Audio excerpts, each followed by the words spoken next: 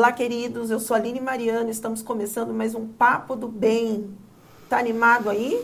Eu espero que você esteja. Hoje a gente está aqui nos nossos estudos com alguém que tem mais ou menos uns 40 anos assim, de doutrina espírita. Então a gente vai abusar dele aqui. A gente está recebendo hoje com muito carinho Dejair Bozelli, ele é do IELAR aqui de São José do Rio Preto. Com essa experiência toda que ele tem em espiritismo, vai falar um pouquinho para a gente sobre consolador, o consolo. O que a gente tem aí para ser consolado atualmente? Está precisando de consolo, de amparo? Tem pensado nisso? Vamos descobrir quais são as ferramentas que nós temos aqui à nossa disposição, as ferramentas que a doutrina coloca à nossa disposição. Dejair, muito obrigada pela presença, obrigada pela disponibilidade. Seja bem-vindo aqui aos nossos estúdios. Obrigado, eu que agradeço pelo convite. É uma honra poder participar. Podemos afirmar que Jesus é consolador? Sem dúvida nenhuma. O primeiro e principal consolador, indubitavelmente, é Jesus. Ele que nos assevera de modo muito claro: vinde a mim, todos vós que andais em sofrimento, eu vos aliviarei. Tomai sobre vós o meu jugo, aprendei de mim. E em diferentes outras passagens que a gente encontra nos evangelhos, não é? Por exemplo, não vos deixarei órfãos, eu estarei convosco até o final dos tempos. Tende bom ânimo, eu venci o mundo, e assim por diante. É o grande consolador, indubitavelmente. Ele é o maior de todos. É o maior, é o primeiro e maior de todos que nós temos. É o principal. Quando ele esteve aqui conosco, ele não nos ensinou tudo. Tem uma razão dele não nos ter ensinado tudo? Sem dúvida. Daí a razão de ele ter dito oportunamente, como está no registro em João 14, que mais tarde, no futuro, no tempo adequado, enviaria um novo Consolador. Ele diz isso, o texto evangélico diz isso de forma bastante clara, bastante positiva. Pedirei a meu Pai, ele vos enviará outro Consolador. O que significa claramente que ele não voltaria para fazer novamente aquele papel.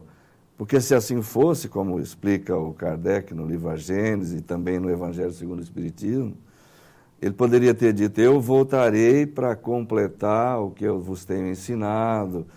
Mas ele disse: eu pedirei a meu Pai, ele vos enviará outro Consolador.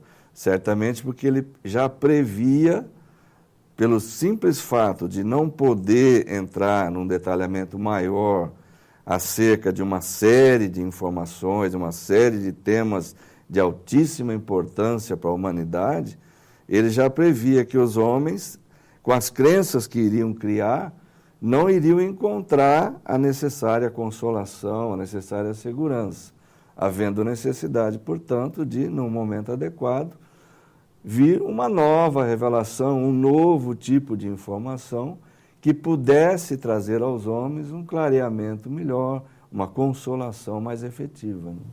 Por qual razão, na doutrina espírita, nós dizemos e sabemos, né, que a doutrina espírita é esse novo Consolador?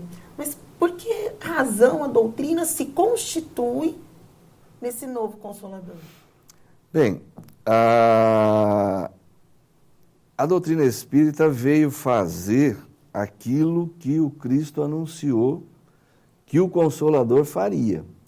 Quando a gente pega o texto que está lá em João, que ele anuncia a vinda futura desse Consolador, ele diz basicamente duas coisas que este Consolador viria a fazer, esse novo revelador.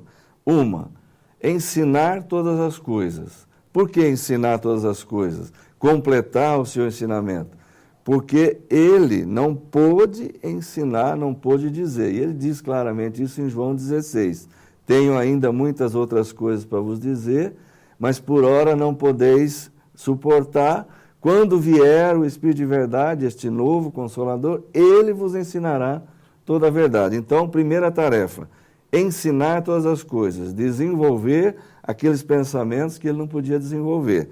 E segunda, recordar os seus ensinamentos, já que ele previa e sabia por antecipação que os homens iriam, com o passar do tempo, se desviar dos seus ensinos, deturpá-los e em pouco tempo iriam esquecê-los, substituindo aqueles ensinamentos por uma parafernália enorme de rituais, de cultos pagãos, etc., que começaram a surgir com mais intensidade quando o cristianismo foi adotado como religião oficial do Império, por decisão do imperador Teodósio no século IV.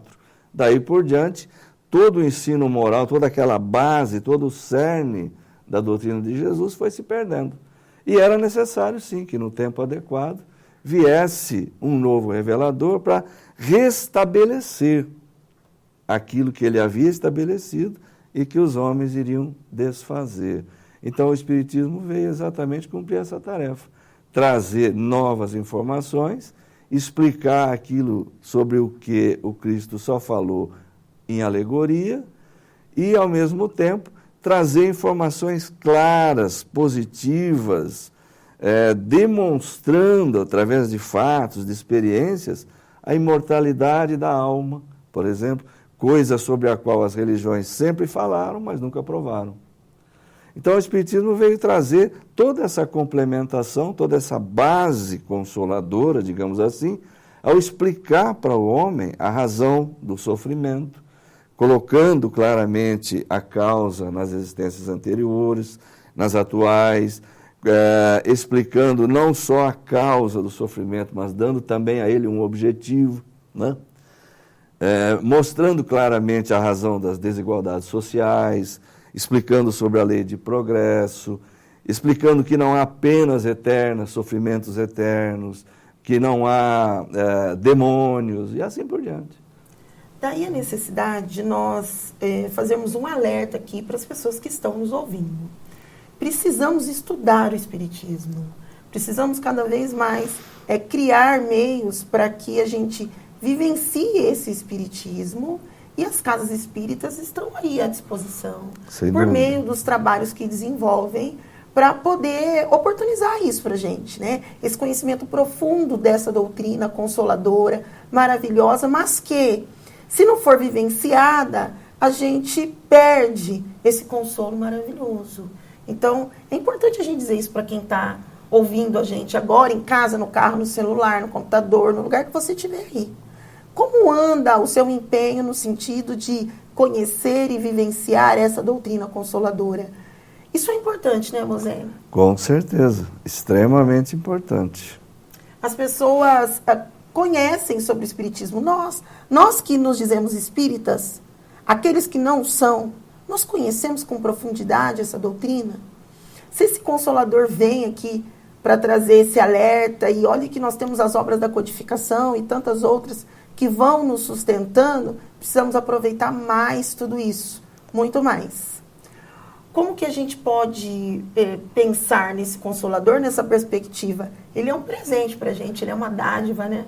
É muito importante isso que você disse, até porque, Aline, é preciso que a gente veja claramente o seguinte: o principal aspecto consolador do Espiritismo reside exatamente no esclarecimento que ele traz.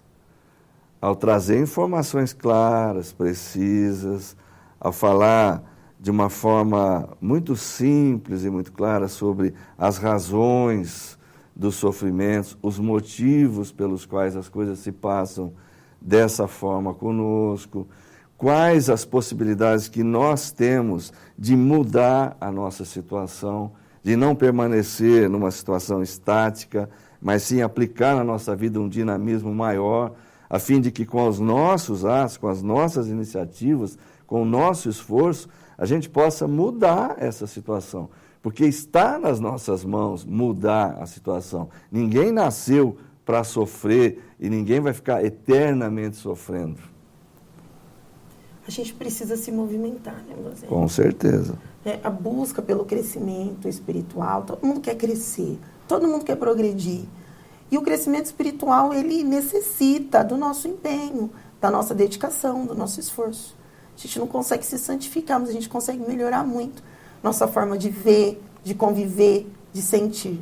Então, é importantíssimo que esse papo sirva de alerta para mim, para você, para as pessoas que você conhece, que você leve isso para as pessoas do seu dia a dia aí. Já frequenta uma casa espírita? Que bom, vamos discutir esse assunto, vamos aproveitar essa pauta aqui. Eu quero agradecer muito o Bozelli, agradecer a maneira esclarecedora que ele abordou essa temática aqui com a gente. Muito obrigada. Que seja um papo de muitos, que você sinta a nossa gratidão agora nesse momento, né? Perfeito. E obrigada por ter vindo. Espero que você tenha gostado também. Gostei muito, agradeço. É uma forma curtinha da gente falar do Evangelho, mas é uma forma não menos importante da gente falar. Sem dúvida, é um assunto que demandaria muito mais tempo, mas nós fizemos aí um resumo. Que bom.